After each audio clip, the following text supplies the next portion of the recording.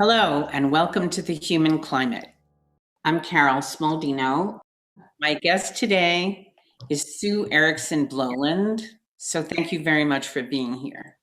My pleasure. So just to say that the Human Climate, the podcast, as well as my book of the same name, focus on the role of emotions, basically, in driving us, in keeping us from consensus. And I have focused somewhat on the shadow of Jung, Carl Jung, the shadow, yes.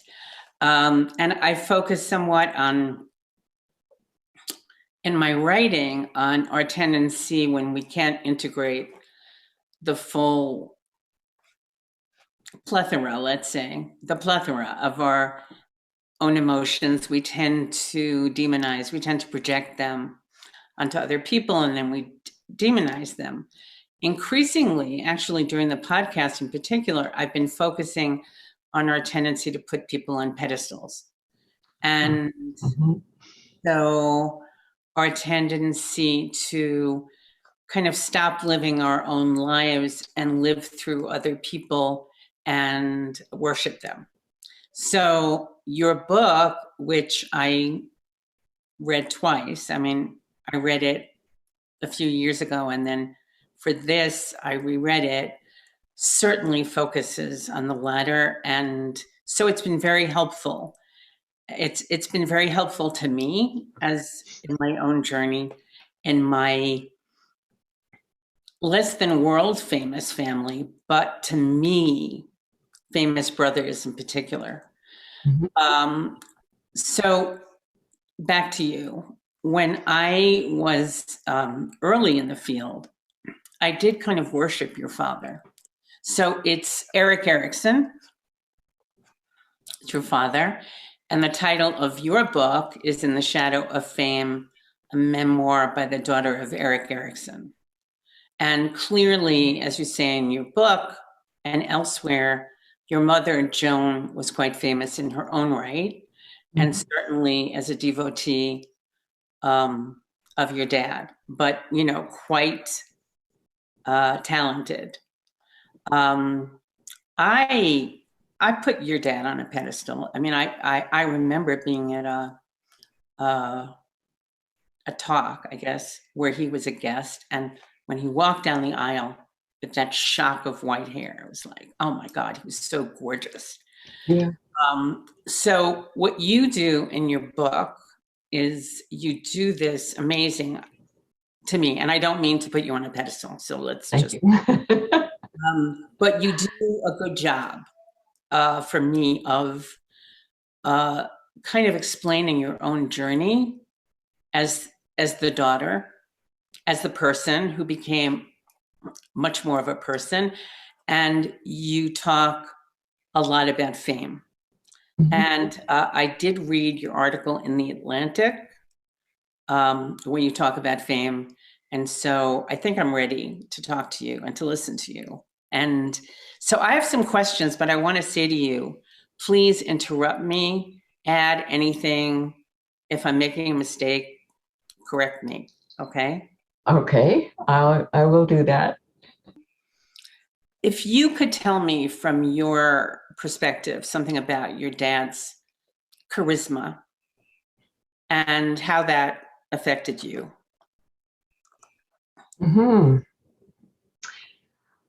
Interesting that he certainly did have charisma that preceded his fame. That is, my first memories of his charisma have to do with growing up in California, and this was before his book, Childhood in Society, was published. And that was the book that brought him into public view. But while he was working on it, which was, of course, many years, probably 6 or 8 years in the making, because it was such a comprehensive book, he was known in our family circle as the great scholar, people somehow already felt that he was going to be recognized. And they were a little nervous around him, already putting him on a pedestal. Now, my mother helped in that very much, because it was very much in fulfillment of her needs that my father focused everything on becoming famous, on becoming well-known, on being a major figure in the field of psychoanalysis. So she was talking him up in those days and telling people, no, we can't come to your party because Erik is working, or Erik is, in his study, and he can't come up and be part of our gathering here by the pool. So he was, it was acknowledged in this group of family friends who frequently came to our house where we had a pool. And they would gather in the summer and swim. Whereas Erik, well, everybody knew where Erik was. He was working in his study, which was down the hill. And when he appeared, it would be with that, it wasn't already the shock of gray hair. It wasn't quite that gray at the time, but he was still impressive looking. And I think some of what appeared as charisma was actually a great shyness. He wasn't at all comfortable just chatting with people, never was, unless it was about his work, unless it was about his ideas. Or it might be someone else's ideas, but they would be in his field. So he looked impressive, but he was not that easy in social interactions with people. And so his shyness might come across as being very engaged in higher thought. He's really, on his level. I want to interrupt you for a second. For one, for those who don't know the name Erik Erikson, everyone who's taken a psychology class, I have found, or the people I know who have taken a psychology class, know the name Erik Erikson. For people who haven't, if you just say trust versus mistrust, autonomy versus shame and doubt, they go, oh yeah. So I just want to say that he's that guy. And then when you were talking about people assuming that he's engaged in higher thought, I was thinking of the movie Being There with Peter Sellers. Do you remember? Yeah. He would say, when they said, someone said, what do you read? And he said, I don't read. And they go, oh, sure, you don't read, you're above it. So I get what you're saying, that people assume. I guess what you're implying too, in terms of fame, or the unsaid implication, is when people put someone on a pedestal, they keep them on the pedestal, even if there's evidence to the contrary, Yeah, because we have an investment in having people on a pedestal. It in some way makes us feel better about ourselves.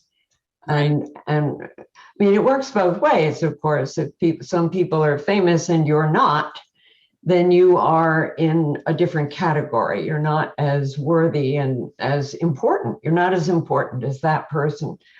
But by joining in their importance and revering it, and I guess you could say owning it for yourself, you are enhanced. You're enhanced by it. Well, we see that politically in an age where, the age of Trump and the age of Putin. So, absolutely, would you feel comfortable talking about your father's birth story? Sure. Yeah, I think that, and one of my points in my book about fame is that I see fame as being something that is not just delivered upon people because they are so extraordinary. That happens.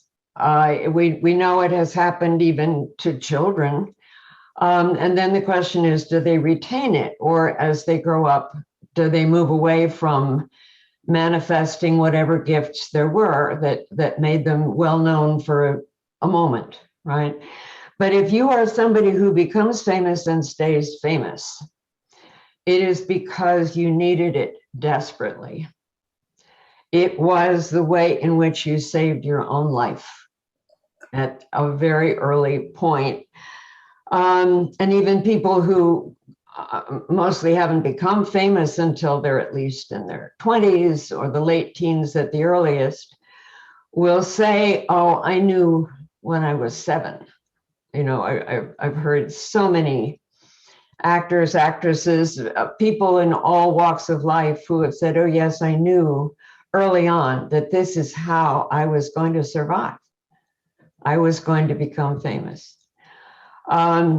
And basically what that means is how I was going to survive the feeling I had as a child that I was totally unimportant, that I was so unimportant that I could not really bear it. I couldn't bear to be so insignificant, and I was going to prove to the world that I was somebody. And there are other pieces that go into that picture that help someone to hold on to the fantasy, I'm going to become somebody. But very often the thing that has been so humiliating, dehumanizing, has made one feel so desperately unimportant is the loss of a parent, the disapproval of a parent, possibly the disapproval of both parents, anything in the way of an early childhood trauma that has been devastating to the child's self-esteem. And that devastation can, of course, and perhaps, no, always has the possibility of making the person unstable, possibly potentially very emotionally disturbed. But under certain circumstances, we see that some people grab onto something in themselves and recognize it as a ticket to not just being relevant, but being super relevant. Often enough, a parent has pointed out or made the child feel you have something very special about you. So in my father's case, he actually never knew who his father was. And that is very devastating to a child's self-esteem. I'm sure it helps if you have an adoptive father who is very, very caring and appreciative of your gifts. But my father had no father figure for the first 3 years of his life. His mother, in fact, did not tell him then and never did tell him who his father really was. And we don't even know whether she knew who his father really was. She might not have been that sure. You promised her your dad, stepfather? When my father was 3, his mother married the pediatrician who had taken care of him for those first 3 years. And the pediatrician proposed to her, and she agreed to and proposed on the grounds that Erik should never be told that the pediatrician was not his real father. So he, in his early childhood, was of the belief that the pediatrician was his real father. Although we know now that children have more wisdom than that. He had not actually lived with this man or considered him a father for the first 3 years. And so during those years, he was the pediatrician. He was not a father figure. So I don't believe a child at the age of 3 adopts a father and then believes henceforth that that really was his father. But it was the first of many tales, each of which was convoluted in its own way, because he was first told that this pediatrician was his father. Then he was told, no, that was not his real father, that his mother had been married and had conceived him, and that his father had then left and abandoned the family. There were several stories, all of which denied the very great likelihood that she didn't know for sure. She had been married, but really just for 24 hours, after one night with her new husband, she refused to be with him and he left and went to Mexico. This was all in Denmark. So I'm just pointing out that it was a very convoluted story. He'd been given so many different explanations, none of which held any sort of real truth to them. And so he was very preoccupied as a young man, as a child, as a young man, with who his father might have been. And felt rejected by his stepfather, which meant that the pursuit of the real father might be the pursuit of acceptance. You know, maybe his real father would accept him. At the same time, his mother, although she had to be somewhat hidden about it in her marriage now to the pediatrician, actually adored and worshiped him as her child. She felt him. He had been a companion to her until she married. She had introduced him in her own very intellectual life. She was a bohemian woman. And he became intellectually curious from an early age. And his intellectual ability and curiosity appealed to her very much. And she supported it and praised him highly for it.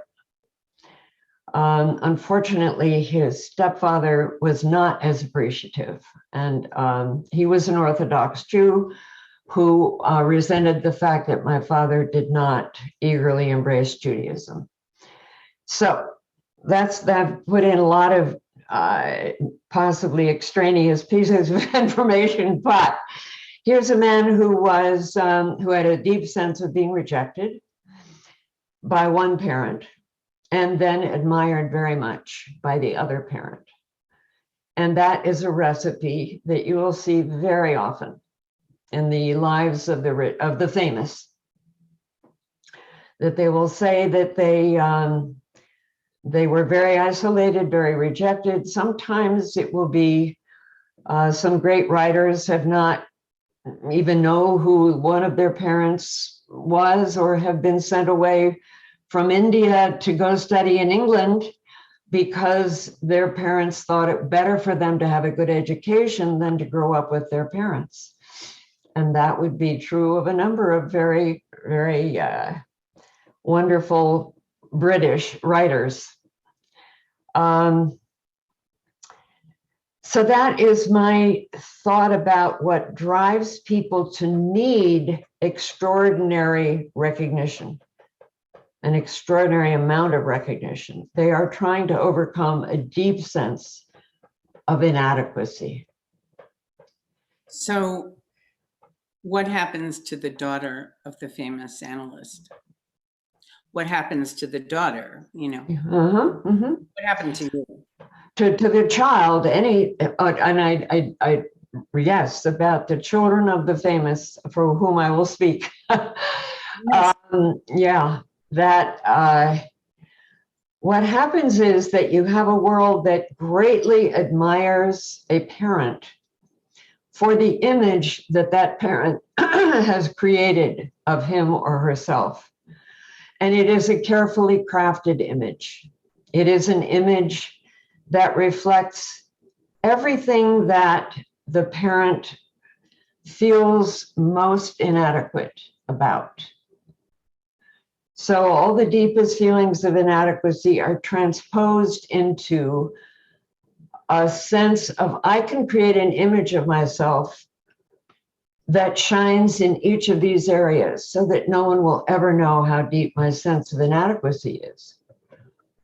So my father, for example, appeared profoundly self-assured.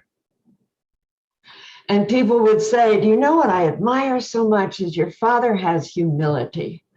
You know, he clearly is so self-assured, but he has this humility when he's speaking about himself or his work.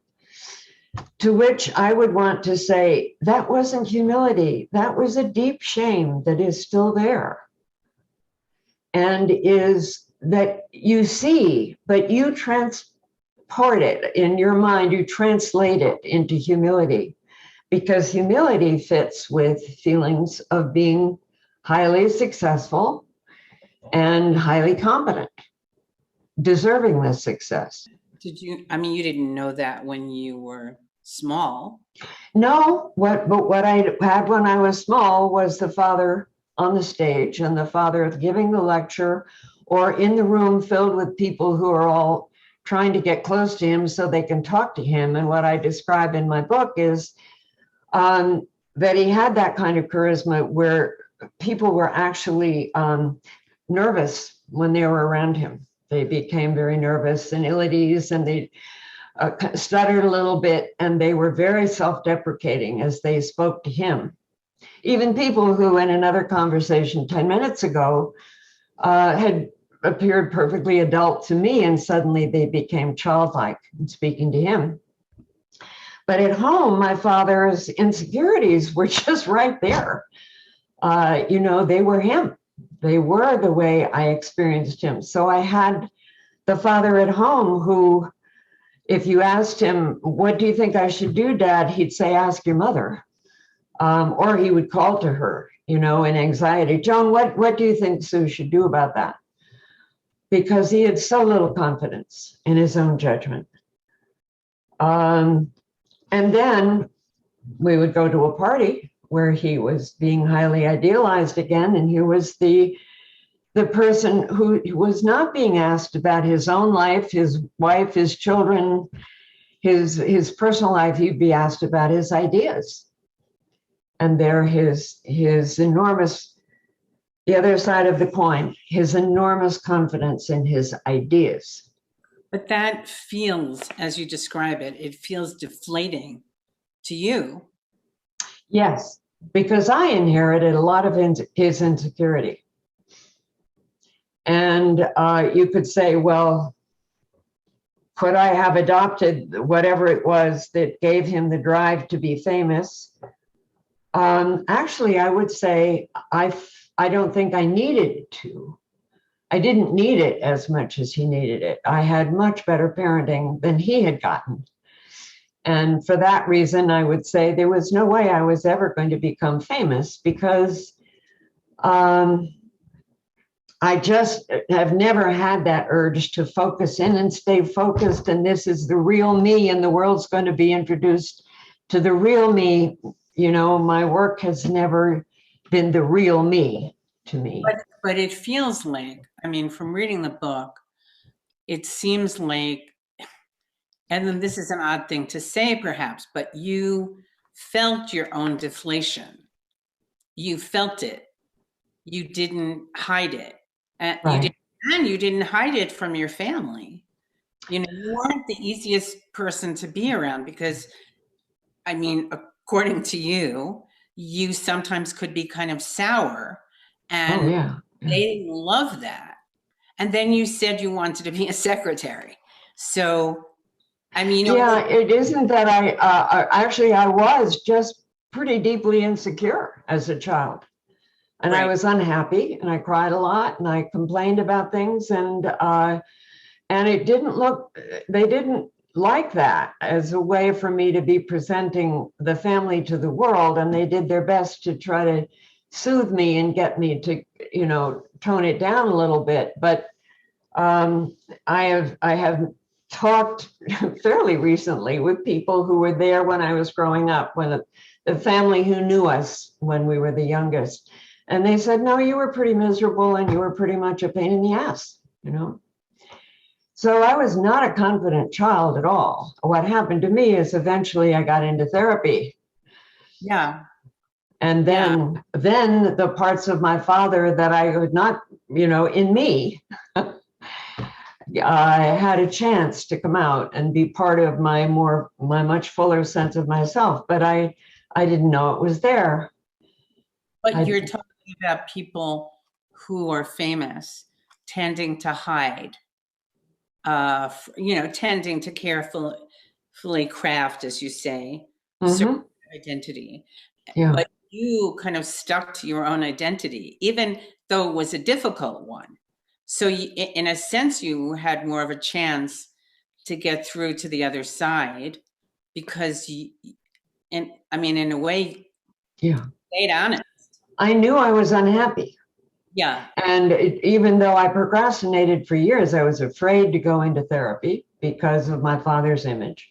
Eventually I did. And it was just, it was like the sun coming out in the morning. It was like, I can admit I'm unhappy and I can admit how unhappy I am. And that gives you the opportunity to own that part of yourself and to then begin to recognize your strengths and to really own your strengths.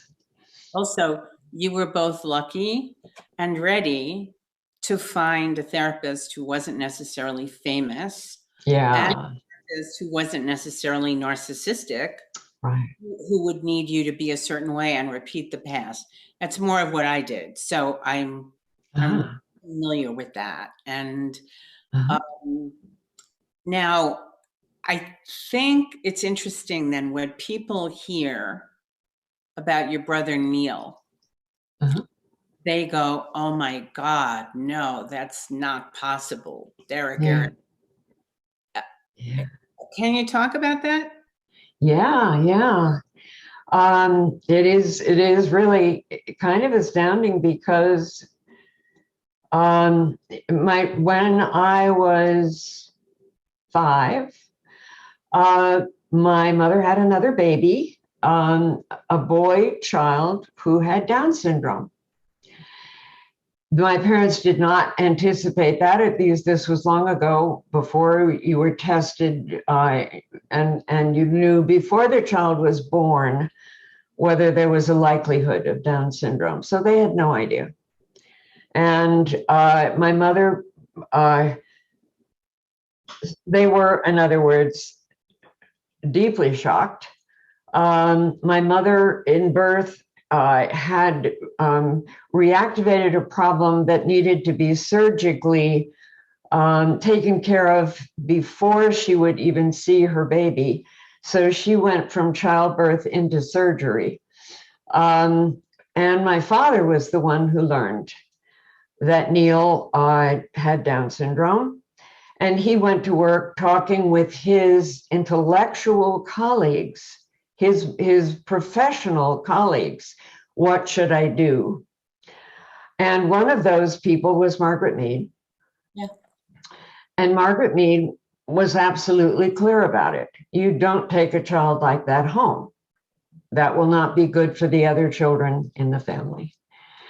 Nowadays, you would hear exactly the opposite, I believe, and certainly people act on exactly the opposite, but that's what Margaret Mead believed. I'll never know how many other people believed it at that time. And my father, feeling that he was doing, that for once he was the one who knew what to do and when to do it, had the child simply sent right away to a facility, to a home for babies with Down syndrome. And then the other part of it, now, my mother, of course, could have called this child back instantly had she been so inclined, but she didn't. She did not call for Neil to be brought back. She did, however, suffer enormous guilt. They both suffered enormous guilt for having done this. And I would guess also shame, because obviously my father's image was as a child psychoanalyst and an analyst who wrote about childhood. So it was really a betrayal of his image It was very much in contradiction to his image, as they knew it would be, and so they told no one.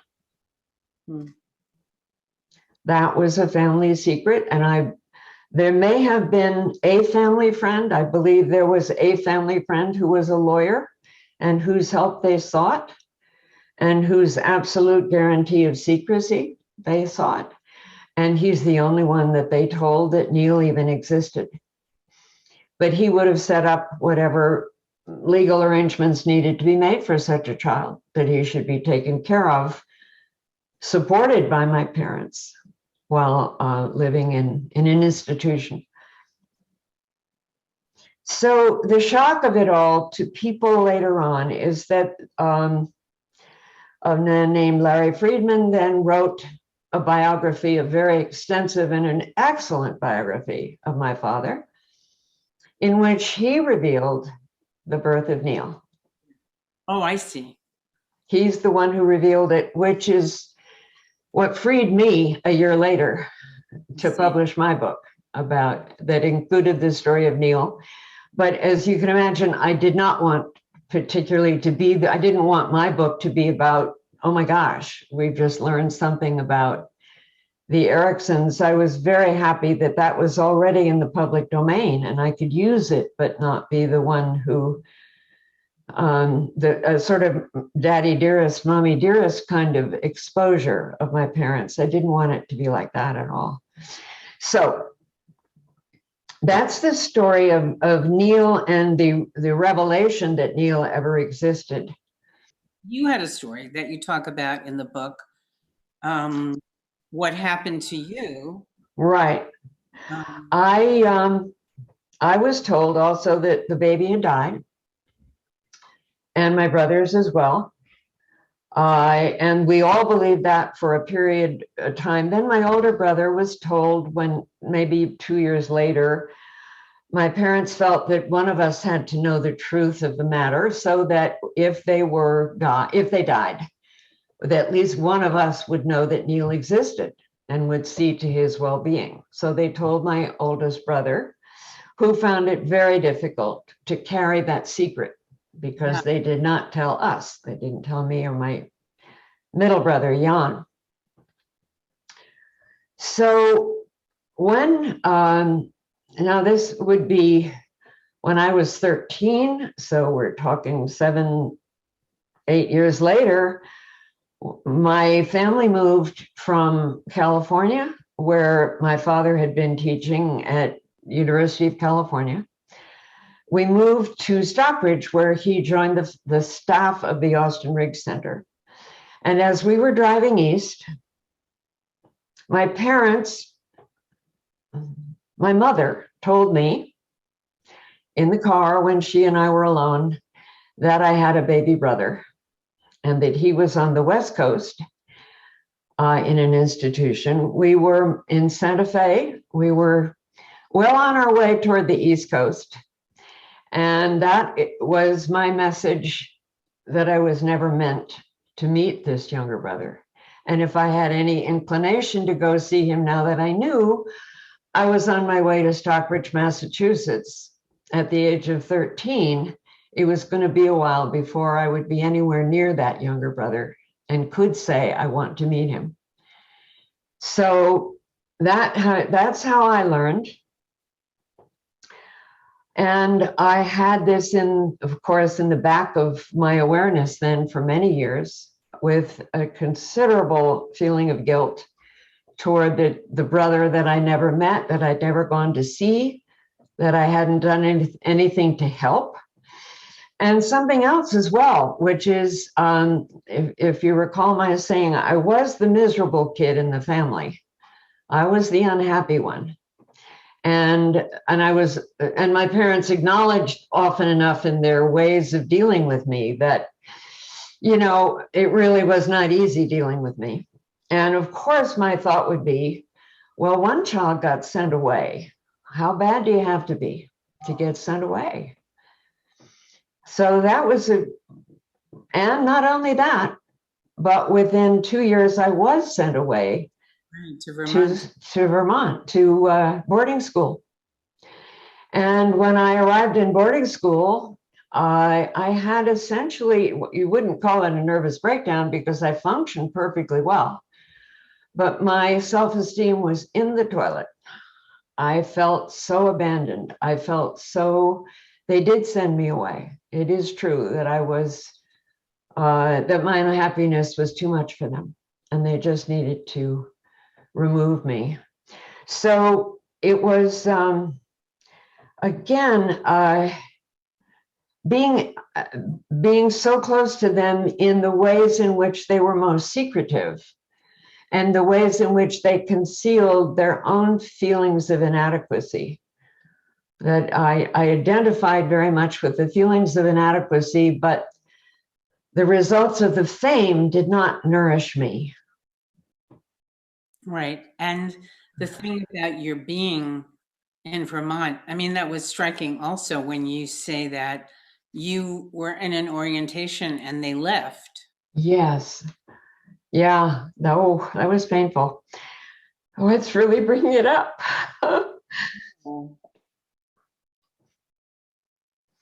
And I've talked about it often enough, so I'm surprised.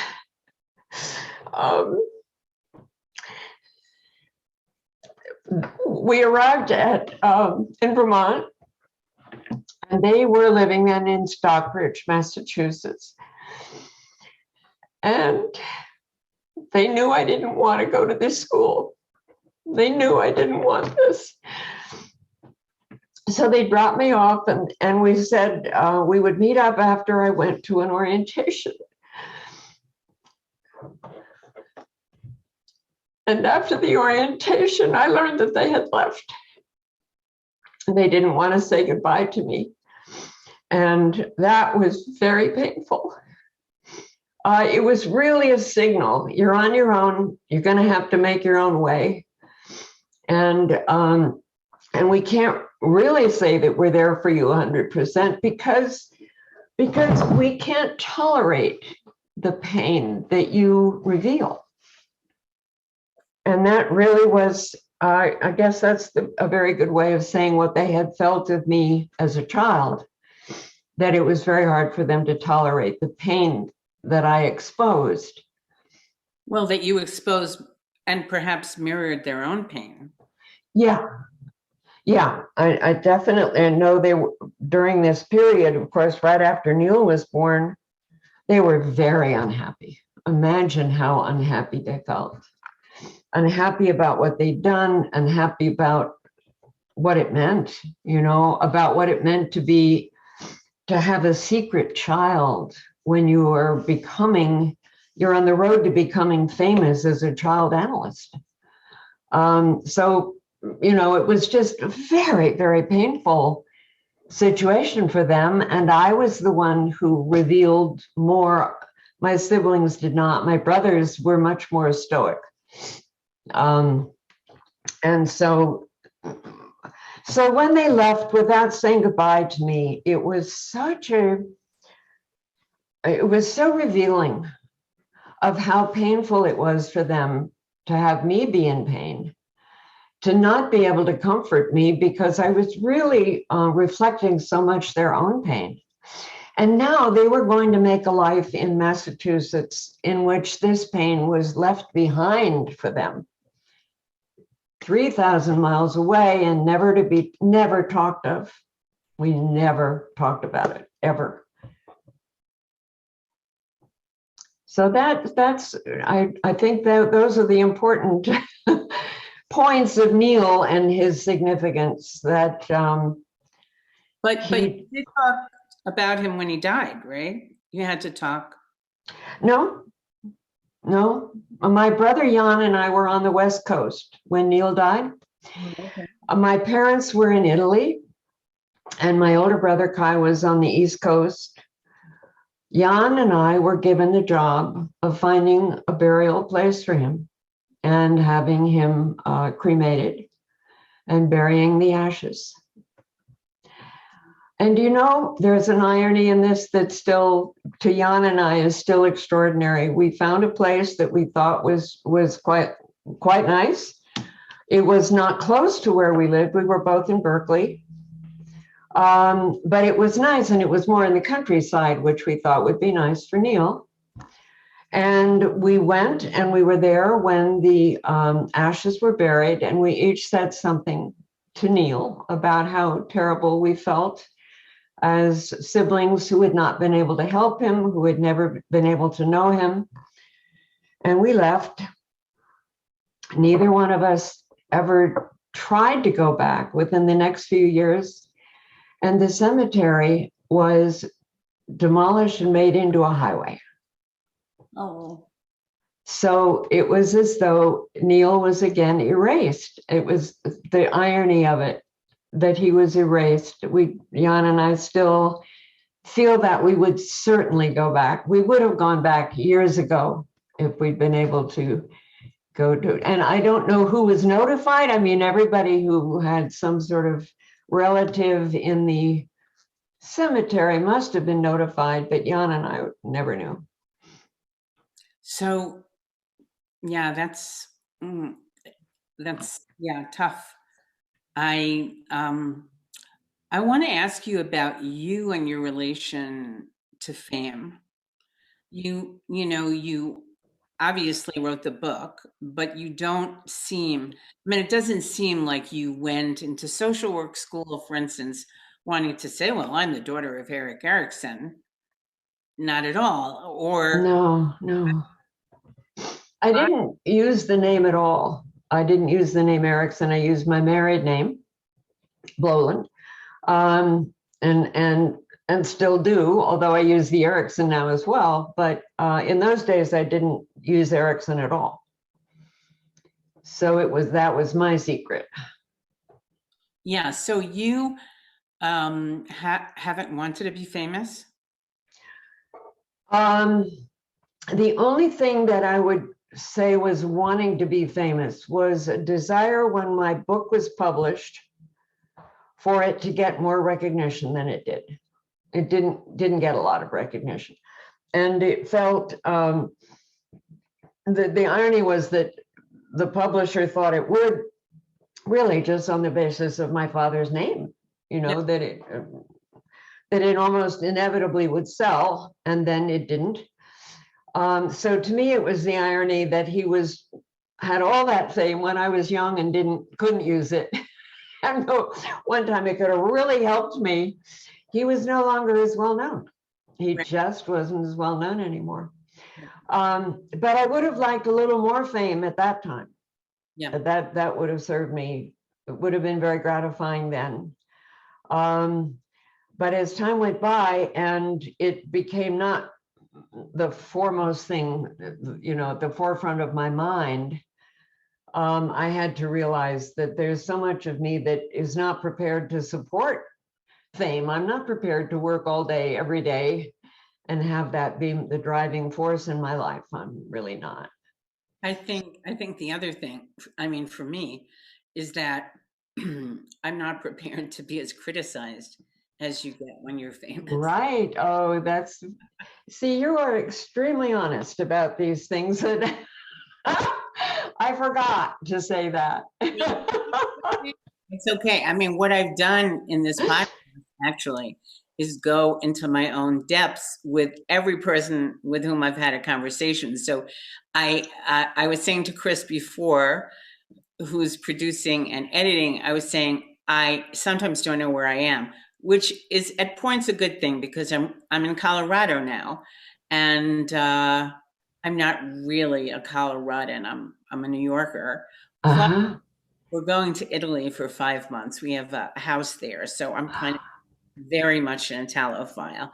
But yeah, I've done. Yeah, I'm going to say it really helped me because even now, talking to you, I realize that part of my issue with therapy is I looked for people who had charisma, which was a problem. It was a problem in, how it worked out. So it's taken me a really long time not to do that. And the other thing is, excuse me, I had these two very tall brothers who seemed very famous to me, One was he dabbled in art, and he was a radio announcer for WNYC, which is WQXR, you know, so he had a voice. And he would say, hello, this is Ben Walensky of WNYC, and we're going to listen to a Chopin sonata and blah, blah, blah, blah, blah. And so he could mesmerize. It was charisma. Yeah. Charisma, carefully crafted, as you say. And my other brother was 6'2", and he had 2 Fulbright scholarships in film, and he made documentaries. And then he called Walter Cronkite Walt. And then he went to Mexico and he produced and directed Westerns in Spanish. So it was like, I'm Carol and I have these 2 brothers. Like, I'm nothing and they are something. So yeah, that was not good. So I think I've had to fight this. Well, I'm talking to Sue Bloland, Sue Erikson. You know, actually, I have to tell you, the second time I read the book, you know, the first time it was like, oh, great, I'm gonna be speaking with Erik Erikson's daughter. The second time I read the book, I just felt, wow, you and I have a lot in common. I was very much looking forward to talking to you as you, which is so, I did a little self-therapy in the preparation. So I don't really care. I mean, I do care because a lot of what your father wrote, there were certain seminal concepts, like a little baby, trust versus mistrust. The trust in one's own reliability is really important. I mean, so I use him in his work, and he's part of my memory bank.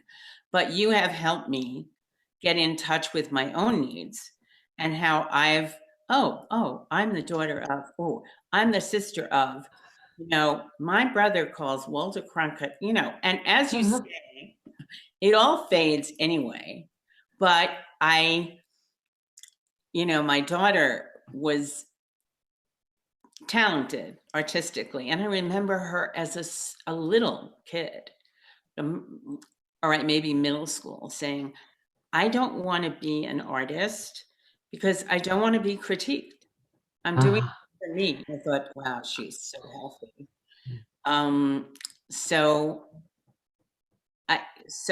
It's profound. Yeah, it is profound. A therapist said to me as I was working on my book, and I was, you know, talking about my anxiety about the process, and he said, well, yes, you know, you have to be prepared now to be roundly criticized and from many directions. The more admiration you get, the more you're going to get of the other side of that coin. Right. And yeah, so and you've said that some people have criticized you as you know, as a disloyal daughter. Yeah, there's one thing that an old friend of my parents, a very good friend of my parents, had wrote to me and said, I'm sorry you felt you had to do that. Yeah. Like, there's the bad daughter, you know, you had to be the bad daughter because for whatever reason. Yeah. Well, I'm really glad you had to do that. Thank you. I mean, I wrote a book because I had to do it. I think I became a therapist because I had to do it. You know, what else was I going to do? I needed to save my parents, and I needed to save the world, and I needed to save me. And what other profession is there where you get to work on yourself constantly? I mean, so as Alice Miller, you know, you talk about Alice Miller in the Atlantic piece, who wrote Drama of the Gifted Child, and I read it when it was still Prisoners of Childhood. Right. But, you know, she had this essay called Narcissism and the Personality of the Analyst in the book. Basically said, you know, she talked about being the child of narcissistic parents where you're gifted and you have to take care of them. And in some way, you know, you definitely felt that at certain points, at least, you know, so you described. And she said, you know, the danger, I mean, the good thing is that you can work this out as a therapist. The danger, and probably many, many therapists have this, is they then have the need for the patient client to take care of them. But when she was talking about having the history of taking care of parents, she said, who else would do this? I mean, who else would do this job? Who else would do this? Yeah. Day?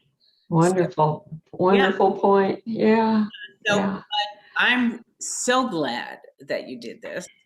And you've definitely helped me about fame. And I think I think you're writing about fame. I hope you do more of it, because I think I hope to. We all need it, because it's when you put someone on a pedestal. I had another guest with whom I discussed this, and I told him that I envied him.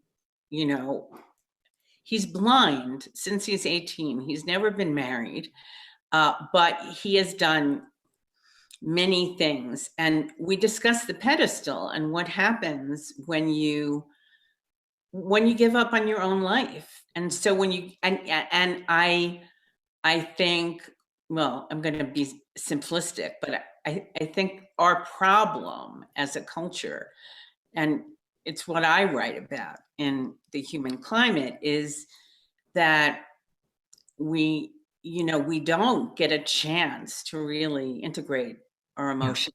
And as such, I am so happy that you invited me to do this, because it caused me to read your book, and I love your book. I was just sort of, oh my gosh, I'm so glad to have this brought to my attention. And I was just I had one thought in comparison of our themes, that something very striking is you're bringing up the Jungian concept that, you know, if we are not able to acknowledge the real evil of which we ourselves are capable, we are going to be projecting that onto others, whether it's other people or other groups or other countries. That's what we'll do with it. And what an important idea that is when we look at the United States today and what's happening in the world. And I thought, so you point very much to what happens when we don't recognize how terrible we can be, how evil, how cruel, how unkind. And my focus was more on fame as an antidote to how inadequate we feel, how powerless we feel. Yeah. Right? They're two interesting dialectics. Is that what you call it? Yeah, dialectics. Well, if I were to write it now, I would include more about fame, because what I've been aware of, you know, interviewing very, very interesting people, is how we tend to, again, put people on pedestals when we don't actualize our own lives, when we don't claim, whether it's deflation or sadness or wonderful things, we seek someone else to do it for us, and then we give that person permission to get away with murder, a la Putin, a la Trump, to really get away with murder, you know, literally, with brutality unparalleled. Yeah. Right. So, I can see that, and then we expect a leader to do everything for us. You know, we don't expect ourselves to have representatives who can be delegated certain tasks. We don't really know that we can't do everything, and we need to collaborate in the best sense. Yeah. We need to cooperate. So I'm very glad we met. I am too. So I think we're good. You know, I really hope for some future conversations for carrying this on a bit. I want to thank you for being with me. Very welcome. The Human Climate, Carol Smaldino. I thank Sue Erikson Bloland.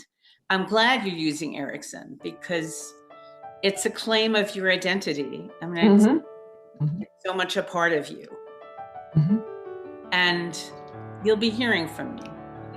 I would love to hear from you. It's been really a pleasure. It's been a great pleasure. Thank you. Thanks so much.